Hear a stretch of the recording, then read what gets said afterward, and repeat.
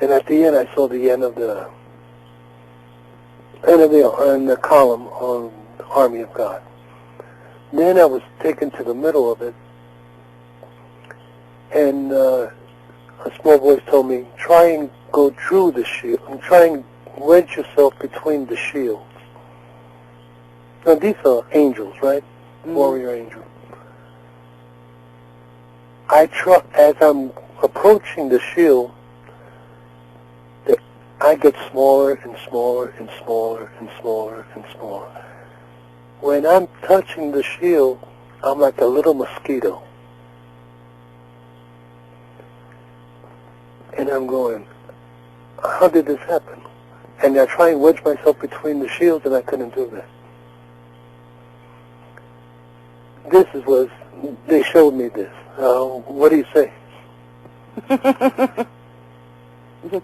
Well, it's, I don't know.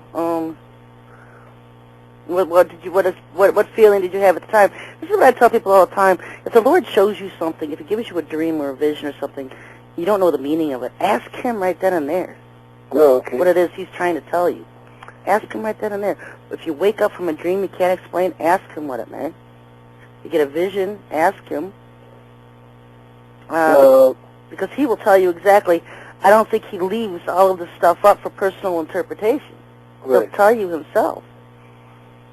Like, I'm telling you this because I went through it, but I want to also verify what you have said. That up there in heaven, everybody's tall, tall, tall. Yeah. I mean, I'm 5'6", and I ended up on the shield as a little mosquito. Yeah. Well, angels, there's varying ranks and classes of angels. Yeah. And most people have this view that they have wings and they're playing on harps and, No. I always view that class as just, they're nice, they're silly. I mean, there's warrior angels that you better be afraid of. They don't have wings and little harps. They got swords. Yes. They're warriors of the Lord. And that is the class that I feel the most comfortable with, probably what everybody else would just be scared silly with. I guess the Holy Spirit is working because I had two other heavenly experiences, and that's the first one I gave you. Yeah. Yeah, they are strong. I mean, mentally focused. I certainly wouldn't mind. No way. I don't fear them. I mean, the Lord's people have nothing to fear. But if you're not one of the Lord's, yes. Would you like to know the second experience I had in heaven? Yeah. Sherry? Yeah. Okay. I remember a library up there. I think in the occultic world they call it, the Library of the Universe. I forget the name. The Hall of Akashic Records? The Akashic Records. Yeah. I think that's what they call it. But in reality, in heaven you have a library up there. And it has pictures. As you are reading whatever you're reading, you're gaining the experience like if you were doing it, Like if let's say you read a book on architecture. You're reading as you read, you're experiencing it. Oh, that'll be interesting. I've heard a lot of various things about this library or this Hall of Records, and you've read stuff over the years if you pay attention to just religious writings of people that have seen this kind of thing. Mm-hmm. And so I find it very interesting. I'm one of these people that I'll see heaven when I get there. Yeah, exactly. It's hard to sit and just dwell on it. Try to even imagine what it's like, because you can't. You can't even imagine. And so I know a lot of people have experiences with it, and it's interesting. The reason why I brought this up is the books that are there have pictures. And let's say there's a book you're reading about war. Now I asked in the spirit why something to the effect that if you touch the picture, you experienced the war experience. And I said, why did you have the pictures? And they said, so you have free will here in heaven. And I wanted to bring that up. Yeah. Because Satan down here, he's got a phrase. The phrase goes, I'd rather be a king in hell than a slave in heaven.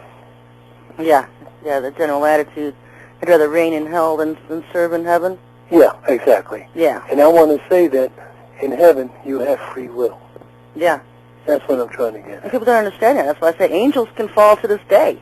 Yeah. People say, well, angels stopped falling after the flood, and that's not true. We had 18 cities that Moses and Caleb had to, Joshua had to destroy. Joshua and Caleb went and destroyed. Goliath was after Noah. All these giants were after Noah. Angels had free will then to fall, and they still do to this day. Well, I read Enoch. I finally got around to reading Enoch 1 and 2. It was an eye-opener. Yeah, it takes a couple readings.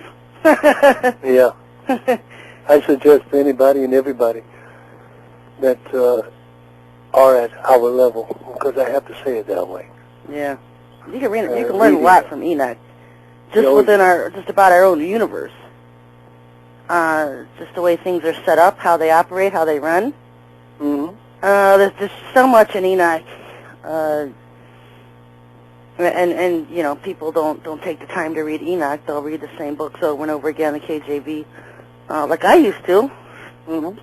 But when you know, all of a sudden you start reading Enoch, it changes things. It much more information.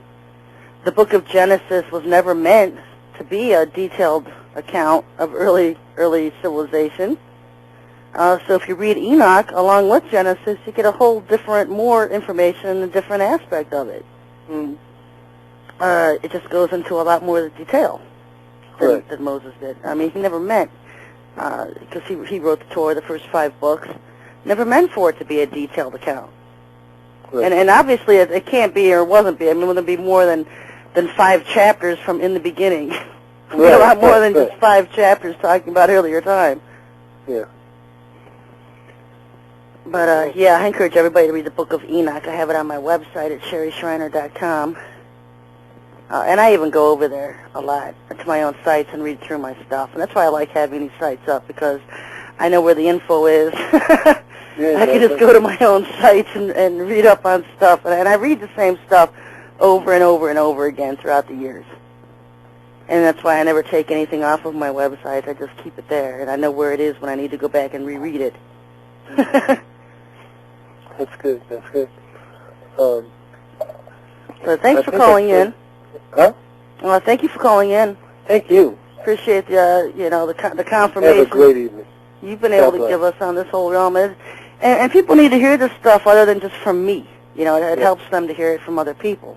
Confirmation of the things I've been saying, things I've been warning about. Exactly. But God bless, and thanks for calling in. Okay. All right. Bye bye. And I got a Yahoo message from a listener in Scotland, and he's asking, over the past few nights, I have been observing UFOs all over my sky. Also, a lot of my family and friends seem to be getting ill. Do you think this is just a winter, or is it the agenda to make the population sick? I have been seeking the Lord, but I need help. Thank you. UFOs, well, these things mask themselves. I mean, they use holographics.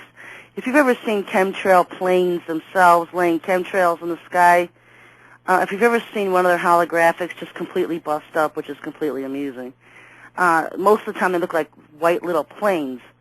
But at times when their holographics mess up, all of a sudden you will just see some kind of a drone. I don't know how else to explain it. This large cylinder thing spewing